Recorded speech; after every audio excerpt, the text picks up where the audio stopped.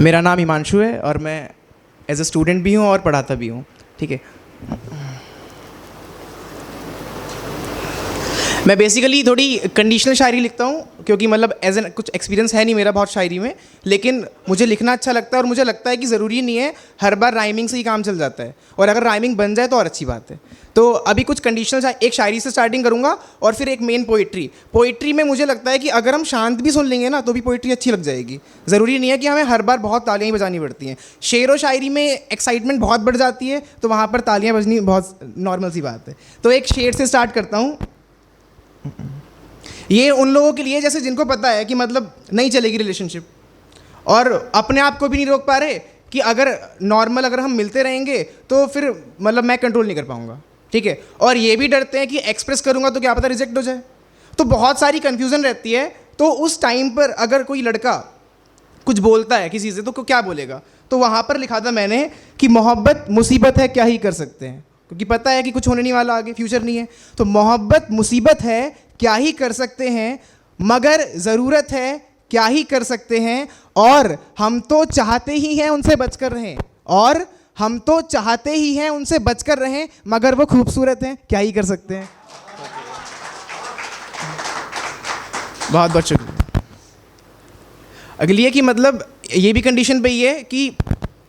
जब कोई हमसे नहीं हमारी पोस्ट से प्यार करता है, कि फॉर एग्जांपल कोई न्यू इंसान आया हमारी लाइफ में और उसको लग रहा है कि मतलब ये बहुत ज़्यादा लाइमलाइट में इंसान है, अगर मैं इसके साथ 2, 3, 4 महीने रहूँगा या रहूँगी तो मैं भी फेम में आ जाऊँगा और फिर मैं अपना और अच्छा हो जाऊँगा इससे अच्छा। तो मतलब वो हमको ओवरटेक करना चाहते हैं, तो उन लोगों के लिए है, और हमें उन पर ब्लाइंडली ट्रस्ट होता है कि भाई ये तो ऐसा कुछ करेगा नहीं। तो उनके लिए लिखा था कि इश्क किया उन्होंने हमारे व्यापार से था, कि इश्क किया उन्होंने हमारे व्यापार से था, धोखा दिया फिर हमें बड़े प्यार से था, कि इश्क किया उन्होंने हमारे व्यापार से था, धोखा दिया हमें फिर बड़े प्यार से था, और जहर पीकर भी जिंदा हूँ और किस पर गुस्सा करूँ, ब्रेकअप के बाद, और जहर पीकर भी जिंदा हूँ और किस पर गुस्सा करूँ, जहर लाया भी तो मैं खुद बाजार से था।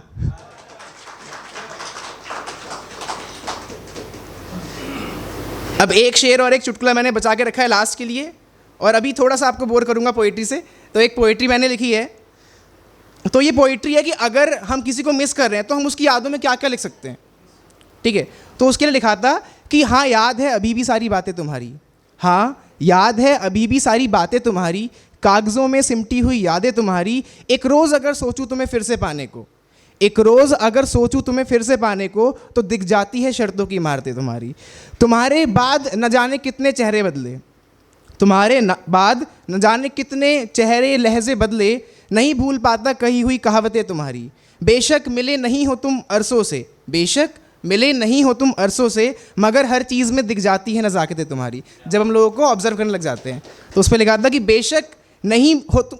मिले नहीं हो तुम अरसों से, मगर हर चीज़ में दिख जाती है नज़ाकतें तुम्हारी, देखूं अगर तुम्हें तो तुम हर जगह हो, देखूं अगर तुम्हें तो तुम हर जगह हो, चाहता नहीं हूँ महसूस करना आते तुम्हारी, सोचता हूँ कभी मिलूँ तुम्हारे घर वालों से, सोचता हूँ कभी मिलूँ तुम्हारे घर वालों से, करनी भी बहुत हैं शिकायतें तुम्हारी, और मैं भूल गया होता तुम्हें बहुत पहले ही, और मैं भूल गया होता तुम्हें बहुत पहले ही, वो बीच बीच में आ जाती हैं रियायतें तुम्हारी।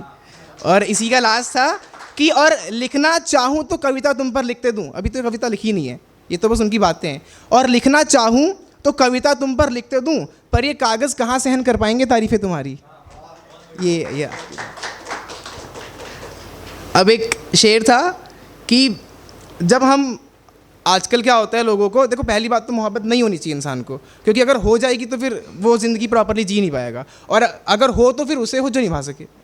तो नहीं होनी चाहिए। और ऐसे लोग जो लगभग जो डेटिंग में बहुत मानते हैं कि कोई बात नहीं अटैचमेंट तो है ही, है ना, कि आगे नहीं चल पाएगी, तो उनके लिए था कि अगर बार बार उनके ब्रेकअप्स हो रहे हैं और वो अब नहीं जा रहे, तो वो क्या कह के नहीं जाएंगे लोगों से। अगर मैं किसी को बोलूँगा कि कोई बात नहीं ब्रेकअप हो गया ना, मैं बेस्ट फ्रेंड बन जाता हूँ, ऐसा करके कुछ भी, तो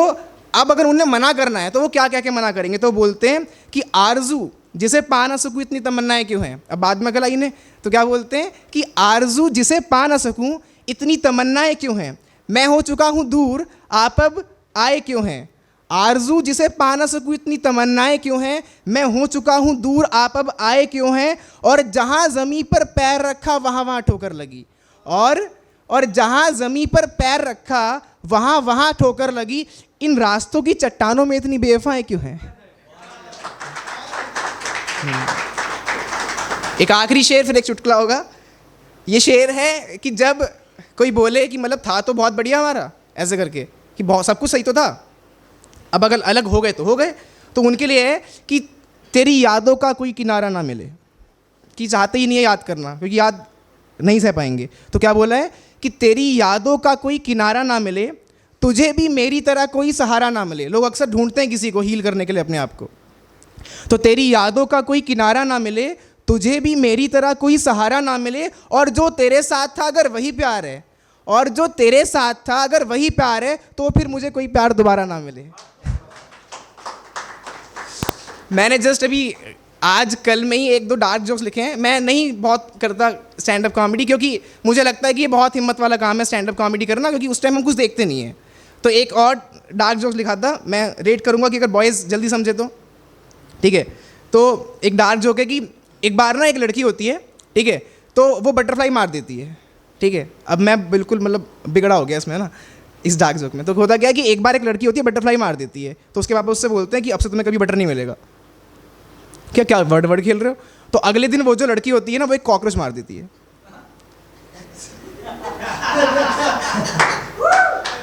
गर्ल्स मत सोचो आप, घुटनों में दर्द होगा। अच्छा एक लास्ट नहीं, चलो ये बहुत गंदा है। Thank you very much.